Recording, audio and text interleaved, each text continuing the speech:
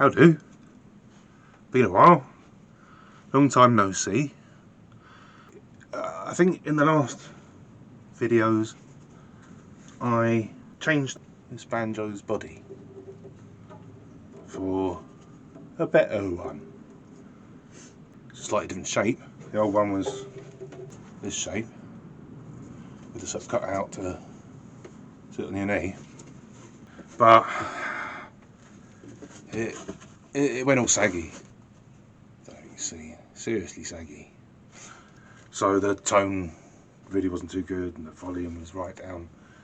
I think the reason being is a natural skin, but because it's a hairy skin, which is kind of nice, kind of fun and unusual. But the problem is, the way I normally seal a natural skin is to give it a bit of lacquer, usually a bit of hairspray, and that usually does the trick. But being a hairy skin, I wasn't really able to do that because it would have felt horrible. It would be clagged together, it would be ghastly. So I couldn't do that. And so what happened was, whenever the humidity arose, battery went out. Yeah, I have no idea where I was. So this was the original body for this one. If you want to hear a comparison, you'll have to watch the previous videos. But the difference is just night and day.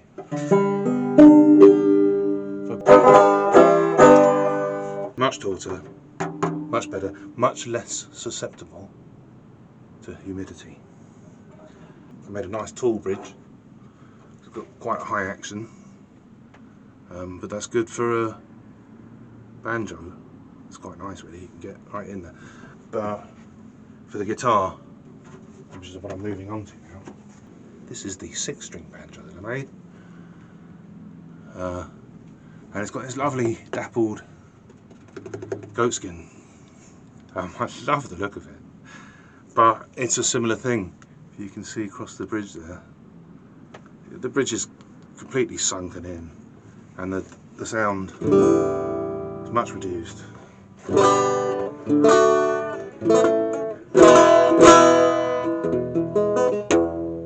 Lost a lot of the bass.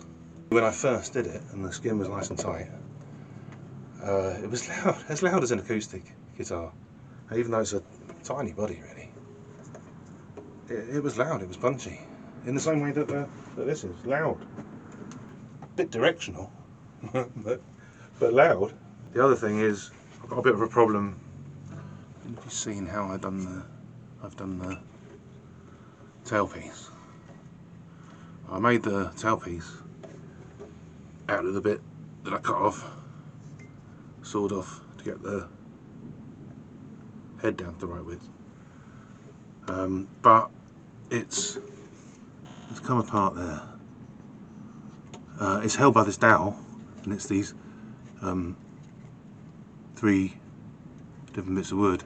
So I think I need to take a little bit out the back of this piece in the middle here, so there's a bit more room for it to tilt, which it clearly wants to. Instead of being straight, when the strings are on it, it wants to tilt. And let's put pressure on this piece here, and it's beginning to pop. So I'm going to reshape it slightly, take a little bit off the top of it, and then I'm going to re-glue it, but I might pin it. I might just pop a nail through there or something. But it doesn't look very safe, does it? Yeah, so anyway, got to sort that out. And last thing, so got a, I thought this was a calfskin. It could be a goatskin, and it's a bit tight. I haven't got much to play with. I'm hoping it will stretch a little bit. And I'm just going to tack this one, I think. I'm not going to do the leather thong.